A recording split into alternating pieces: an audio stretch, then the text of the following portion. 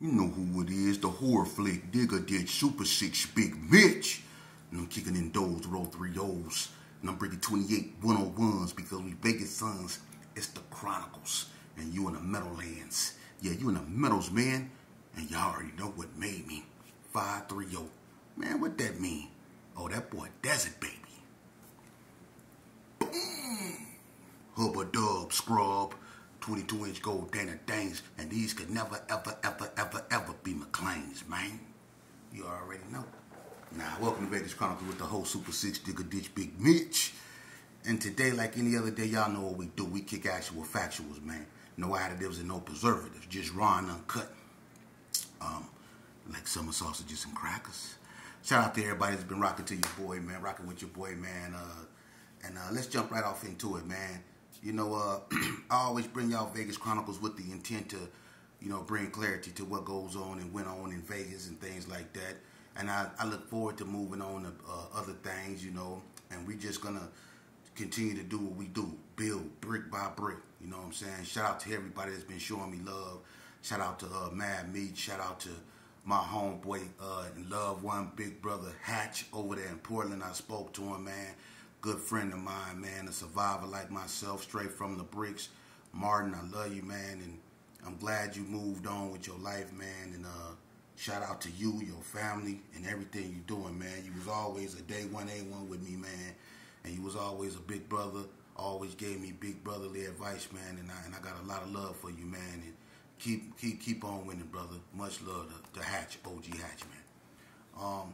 Today I want to talk to y'all about something, man.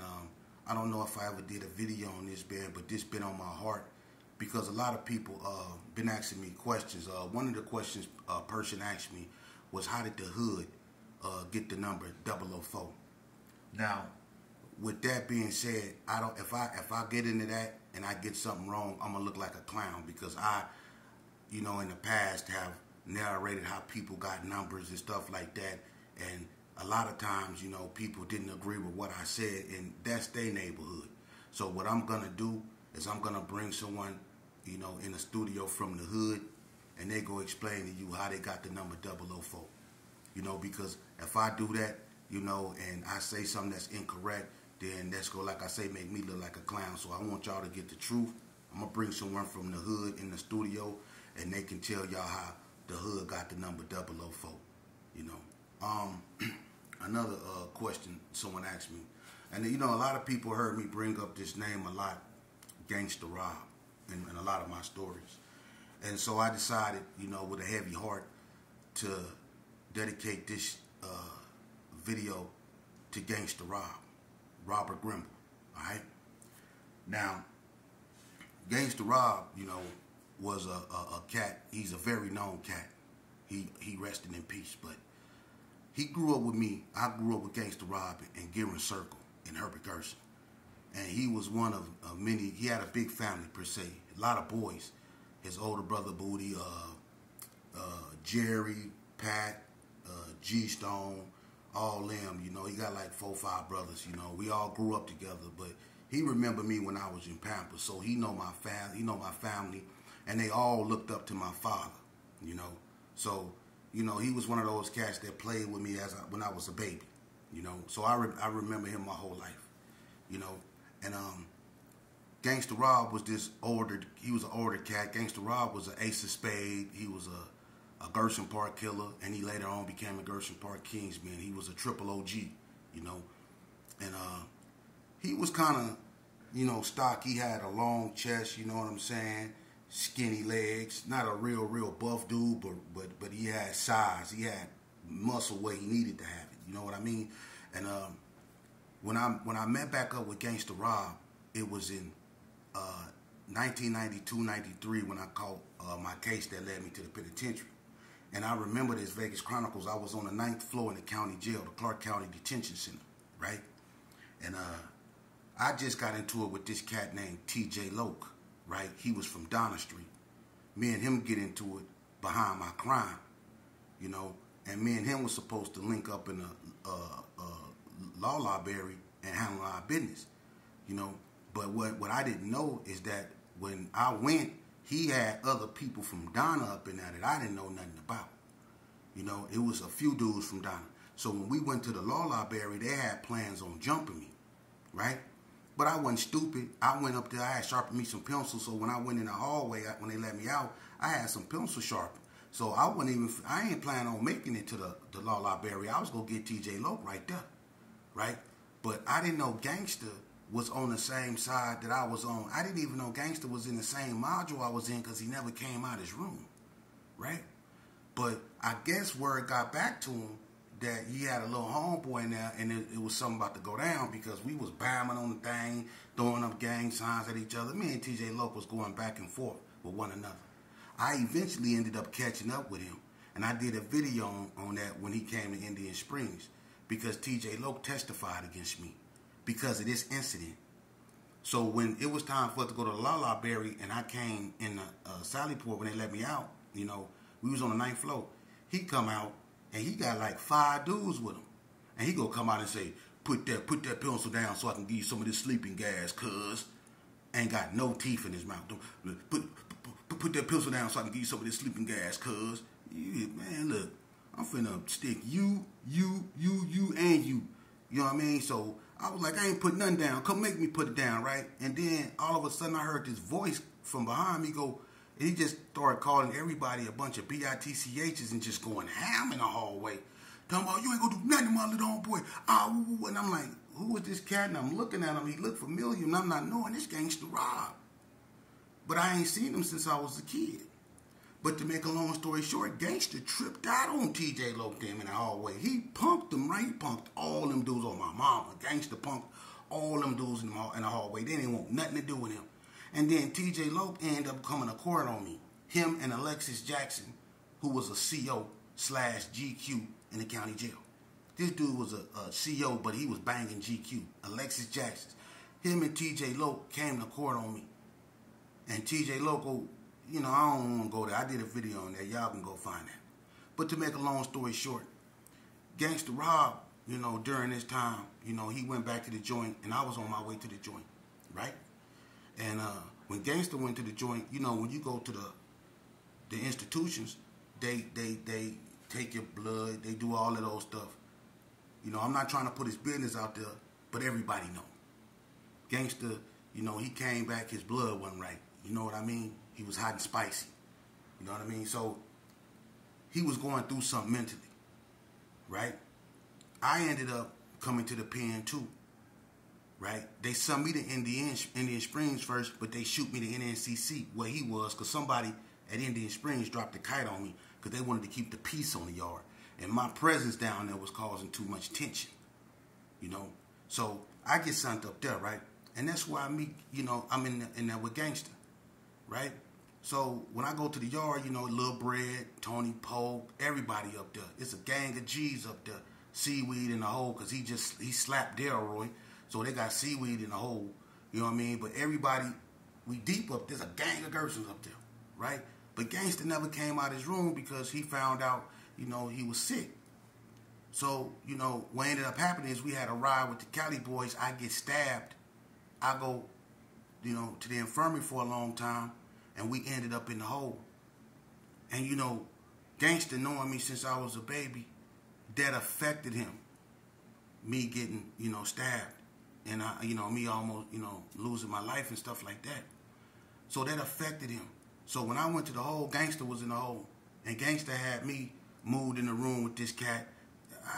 You know, this cat, this cat, you know, I call him Bobblehead. Other people call him Mudfoot. I call him Bobblehead, you know, for good reasons. He's the only person that wore a helmet in prison, I'm just saying. But anyway, he had me put in a room with him. And that didn't last long because he was the reason I got, you know, poked. They came and got me.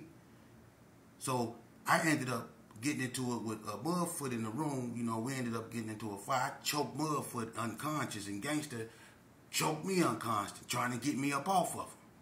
So Gangster moved me next door to him. And he took, like, a personal liking to me. You know, he took me under his wing. And he became, just like Bread was, you know, with me on the street, he became that way with me in the joint. Everybody knew I was Gangster right-hand man. See? And I got to see just how ferocious and powerful this man was. he used a lot of power. Everybody knew that wherever Gangster went, he ran the Gerson cop. I did 20 years in prison. I ain't got a lot. Every yard I was on with him, and I did about 15, 16 years with Gangster. And Gangster Rob, every yard he was on, he ran that cop. He was the honcho. And one of the most astounding things I seen that showed me how powerful he was when he came down to Indian Springs. And it was these, y'all remember Chris and Craig, those big two buff dudes, Cali dudes from Compton? They farm dogs. They real swole. But Chris was on the yard, Big C. And when Gangster hit the yard, he came up and he said, Gangster, can I holler at you? This is a big old tookie swole dude, right? So I'm thinking it's some friction. So I go with him. He was like, I just need to holler at Gangster. Gangster like, let me holler at him, man. They go talk. He break Gangster off. I'm like, what's that about? What's that was about? He was like, oh, we bust his head on the way pile. You remember where Yard Labor used to be? I said, yeah. He said, yeah, we bust his head on the way pile down there. He know what's happening. So he was breaking Gangster off. That's when I was like, wow. You know, this man yielded a lot of power. But see, what made me and him close is that when I got popped, when I got stabbed, I used to break down crying, man. You know what it's like going through pain and going to the hospital every day because you got, stabbed in the eye, man. And every time I attempted to look in the mirror, I had to see that. So I was going through things mentally too.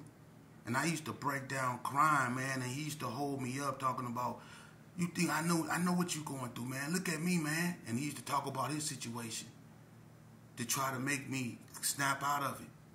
And, no matter what I did, because me and Lil Bread, we used to bump heads on the yard. I couldn't stand Lil Bread.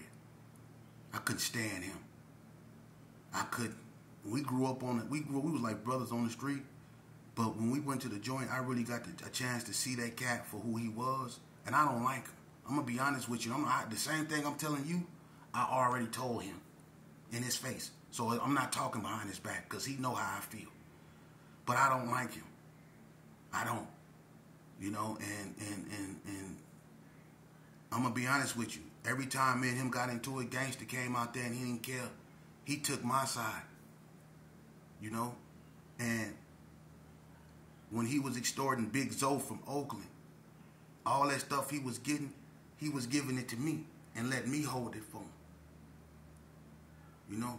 So I was living the life, man. But I remember the second ride with the Cali boys they had on their yard. Now this is what made me and Gangster like, because we was right next door to each other, and they moved Grim from Paru, DP from Paru, from West Coast Bloods. Who else was it? They had Half Breed back there. Toothpick from 50s was back there. Spoonie from Reno was back there. It was a gang of people back there, man. Pretty from BTDs was back there. Aubrey, it was a gang of dudes back there, right? They was another wing, though. So they had this one dude named Ant-Dog, heavy-set dude, long plaits. He was from East Coast. He got into it with the Gersons and the Bloods on the yard. Him and some Cali boys, they clicked up with a few Vegas dudes and tried to push the line, but they got wrecked. They sent them to the hole. So when they sent them back to the hole, they was on the other side of me and Gangster. And me and Gangster them decided that we was going to take flight on them, when they let us out, because they used to let the whole hole out back in the days when it was in Unit 5 at NNCC. And on this particular day, Gangster had a dumbbell in his room. See, that's how open NNCC was. We had weights in our room. We had buckets. We used to cook greens and all kind of stuff. Ask anybody. But he had a dumbbell in his room because we had a little small weight pile that we was able to go to, and we used to just steal the weight and take it in our room and lift weights in our room, and we in the hole. But anyway, he had a dumbbell, so when we come out, on a chair at night, we took flight on the Cali boys, you know what I mean? I fired on the boy Ant. He had just had surgery, so he had stitches in his side. I fired on the boy Ant-Dog, and Gangster slapped him with the weight. We went to work on him, bust him up, Grim, everybody. We tore him up back there in that hole. You know what I mean? So that's when me and Gangster really got close. And when I went to Indian Springs, they sent him down there. And when he came down there, he took over the cop. People like Bankroll Bob, You know what I'm saying? Big C. It was so many people breaking this dude off. Ask anybody. But see, one thing people didn't know about Gangster that I knew, and as much as I love this dude, he had a drug problem. Gangster liked that dog food, you know? And I watched, you know, as ferocious as he was back in the days, because he had a name. He was known for sticking hangers up in people, man. This dude was robbing people, man. Gangster was a cold dude, man. And I'm going to tell you something. And this is the honest to God truth. A lot of people didn't know this. Number one, why y'all think people like Gangster Bo from 6 O's, Gangster Lump from Donna, what you think they got them names? Because Lump name wasn't Gangster Lump on the street, it was Lump. And Bo, Gangster Bo, his name wasn't Gangster Bo on the street, his name was Benny Bo. They became Gangster Bo and Gangster Lump in the joint. Number one, Gangster Bo used to run with the Gersons. That was Seaweed's best friend in the joint. Seaweed had 2 best friends in the joint. That was Gangster Bo and Ewak from White Street. But Gangster Bo used to run with the Gersons. Ask anybody. That's where he get the name Gangster Lump, Gangster Bo from Gangster Rob. And Gangster Lump used to be a part of a clique that started in Ely. It was called G-Force. That was Gersons and GQs when they came together in the penitentiary up in Ely. It was called G-Force. And that's where Gangster Lump get that gangster from Gangster Rob, because Gangster Rob was a cold dude up in the penitentiary. Just like Big Pretty had a name, Gangster Rob had a name. And it's another thing people didn't know. And you can ask, when I interview Mad Meech, he'll tell you I'm not lying. Back in NNCC, what people didn't know, the reason why the Rolling 60s, after the Gersons and the Bloods, nearly wiped all the Crips off the yard, except for a few. It was some that was just, that refused to go. And that was people like Bone from NTG, Wolfie, you know what I mean, Apple, you know what I'm saying? It was a few that just refused to go. That was cool, because Wolfie and Bone was Lil Bread, you know, partners, you know, but they was riders. Lil Boo from Donna, he was allowed to stay because of Mad Meech. He used to follow Meech around every day. But what people didn't know is during this time, when Meechy was up there, it was Meech, Romeo, Chucko, Dino, Said Mac, Lanard, Mo D. It was a few 60s on that yard. They had a nice little cop. But what people didn't know, and I'm going to tell you the truth, see, I know the real. When the 60s got into it with the Bloods, when Baby J them tried to surround Meech them on the phone, who intervened? The Gersons. Why did the Gersons intervene with the 60s and the Bloods if the Gersons and the Bloods had an alliance? Why would they intervene with, with the 60s? It's because Meechy and Gangsta Rob had an alliance. People didn't even know that. Meechy and Gangsta Rob was like that, and you can ask him himself. You can ask Mad Meech. People didn't even know that. The Gersons in the 60s was together at NNCC. The Bloods didn't even know that. They found out that day because Gangsta and Meech went at Baby J them. See, when Meech was was over the 6 O's, he had an alliance with the G's. He went with that other bull crap. And you can ask, Meech grew up in the Gerson. His whole family from over there.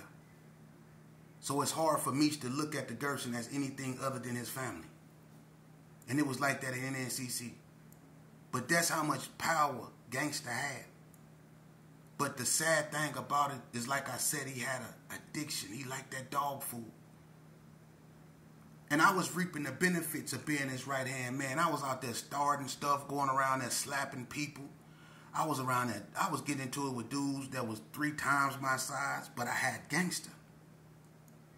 You know? And I'm going to tell you something. I used to provoke the North a lot. And the only reason why they didn't do me in was because of Gangsta. And people remember when me and Cassio From down, I got into it down there by Unit 3. And I called him out for hanging around the investigator, Charlotta, all the time. Lil Wash, Big Wash, all of them was right there. P-Rock, all of them. When I called him out for hanging out with the investigator, and I basically called him a, you know what I'm saying, in front of all the North. And I was like, we can go in Unit 3 and get down. It was just me and Gangster Rob right there. You know? And I want to believe that I was so ferocious that I was the reason why they didn't move. But it was him. Gangster got a reputation that goes all the way back to the early 80s, man. But I knew stuff that people didn't know. I used to be in there when he can barely get out of bed because of his habit. He had a cold drug habit. And I also knew that he was working with the administration. You know? Because when I went to the hole, he used to come back there to the hole with the investigator to see me. And bring me bud or whatever. If I was in the infirmary, he can come back to the infirmary and come in my room and kick it with me. That's how much power Gangster had. I'm not lying. That man ran every prison he went to. But he couldn't leave that dog food alone, man. And it was dudes that knew his situation. And they was in there doing it. And it's not about that. But it was dudes that knew his situation. And they was in there doing dog food with him. You know? But as powerful as he was up in there, and as powerful, you know, as I thought he was, you know, he succumbed to his own vices, man. He couldn't leave them drugs alone, man. So eventually, you know, Gangster, you know, with his condition and getting worse, he still liked dog food. He ended up getting out. Gangster had 2 lives without, but got his case overturned. And he pled out. You know, he ended up expiring his sentence, and he went home. But he couldn't leave that dog food alone. And he came back a couple times, but me and him, we wasn't as close as we was because I ain't never been home, and he been home a few times, and he wasn't trying to stay. So we wasn't as close as we used to be. But me and him, I got a lot of stories with him, man. And I'm going to have to probably do a part 2 on that. But I just want y'all to, this is just a message. But what ended up happening to him is, man, as ferocious as Gangster was, you know what happened to my partner, man? They ended up finding my partner unalived at a bus stop.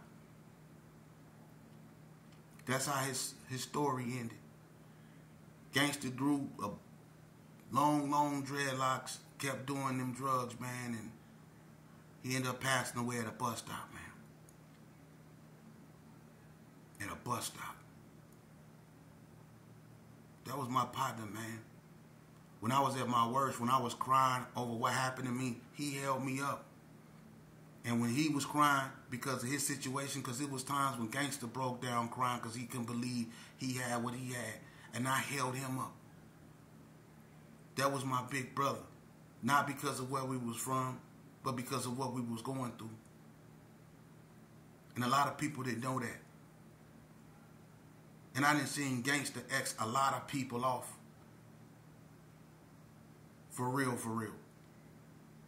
He didn't X a lot of them cats off, but this is not what that's about. You know? And it's sad. It's real sad, man. I miss my big brother, man.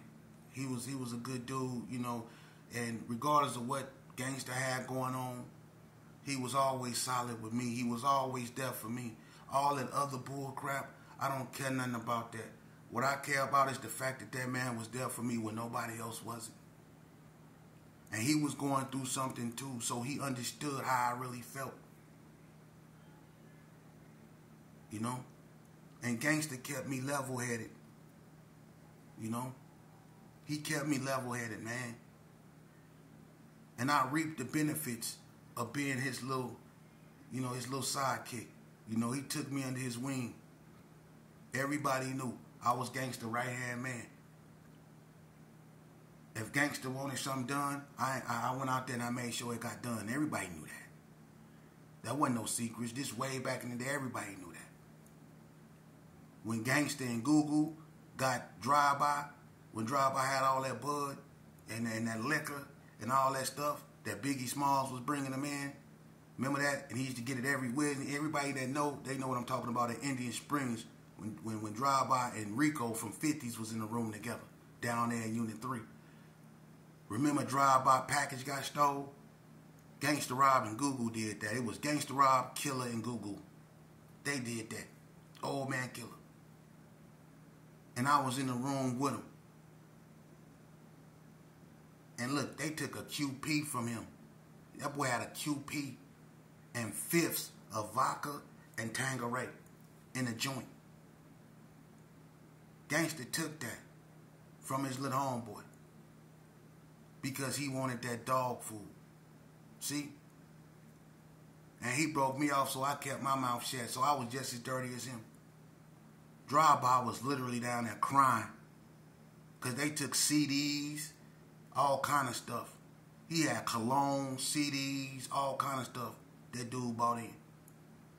And Gangster took all that stuff, and we split it up. You know?